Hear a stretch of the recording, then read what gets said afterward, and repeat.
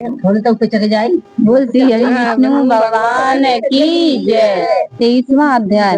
नैमिषारण्य तीर्थ में सूरजी से इतनी कथाएं सुनने के बाद ऋषि मुनियों ने निवेदन किया कि हे सूरजी, अब आप कृपा करके भगवान के चरणों से उत्पन्न हुई गंगा जी का महत्व में सुनाइए। तब सूत जी बोले, हे ऋषियों, इस संबंध में नारद मुनि ने जो कुछ राजा पृथु से कहा था वही मैं तुमको सुनाता हूँ, ध्यान पूर्वक सुनो। समस्त देवताओं और दैत्यों को उत्पन्न करने वाले महर्षि कश्यप जी की 2 पत्नियां थी। एक पत्नी का नाम अदिति था और दूसरी का अदिति। अदिति के पुत्र देवता कहलाए तथा अदिति से दैत्यों की उत्पत्ति हुई। भाई होते हुए भी देवताओं तथा दैत्यों में जन्म से ही परस्पर वैमनस्य चला आ रहा था। कालांतर में प्रहलाद का पौत्र और विरोचन का पुत्र दैत्यराज बलि दैत्यों का राजा बना। उसकी सेना अत्यंत विशाल थी। समस्त पृथ्वी पर विजय प्राप्त करने के बाद उसने स्वर्ग पर अधिकार जमाने के लिए देवताओं पर चढ़ाई कर दी। अपने राज्य को दैत्यों से घिरा हुआ देखकर इंद्र सहित अब सभी देवता युद्ध करने के लिए मैदान में आ डटे। अत्यंत घोर संग्राम हुआ जो अनेक वर्षों तक चलता रहा।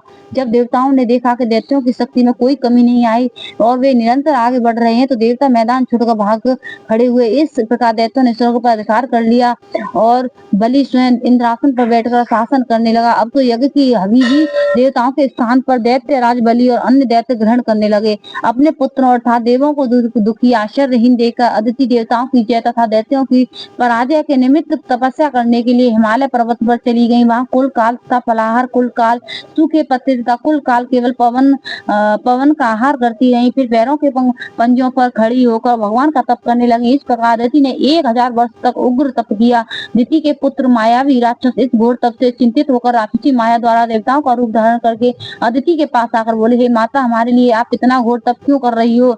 आत्मघात करना सभी शास्त्रों में पाप बताया गया है। हम आपका यह दुख सहन नहीं कर सकते।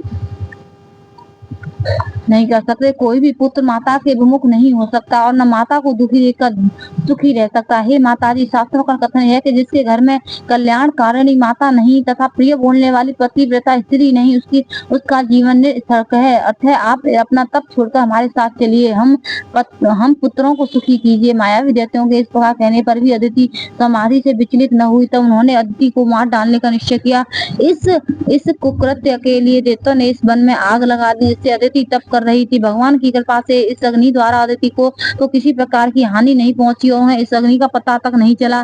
भगवान का सुदर्शन चक्र अदिति की रक्षा करता रहा और सभी दैत्य स्वयं ही उस अग्नि में जलकर भस्म हो गए। इस प्रकार देवताओं का फिर से स्वर्ग पर अधिकार हो गया।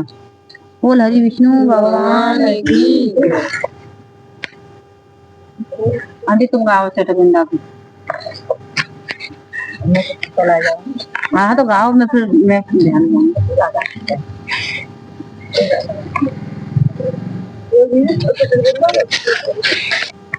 बहन भैया आए, बहन कार्तिक आती, कार्तिक में पूजा पाठ करती, कथा सुनती, लेकिन चटकबंदा ने कहानी की थी, न जल बल दी थी।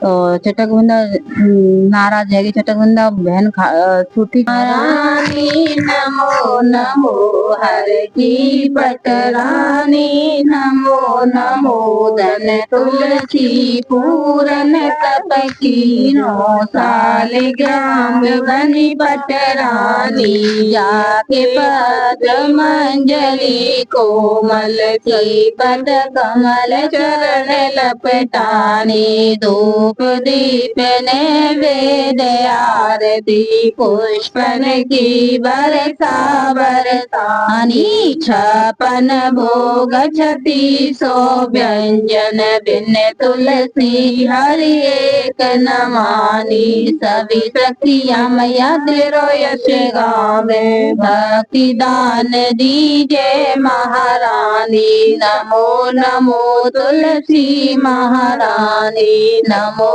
नमो तुलसी महारानी। तुलसा मैया की जय।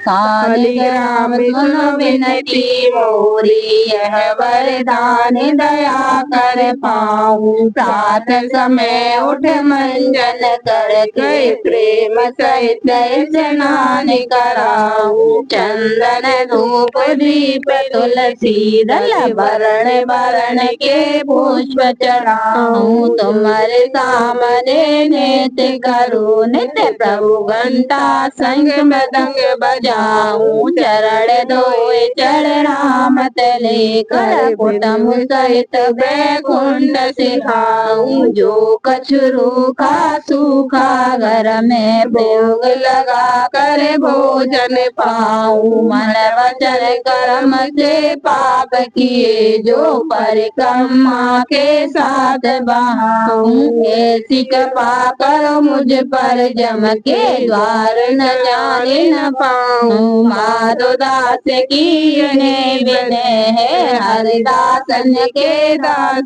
कहाऊं सालिग्राम सुनो विनती मोरी यह वरदान दया कर पाऊं सालिग्राम भगवान की जय।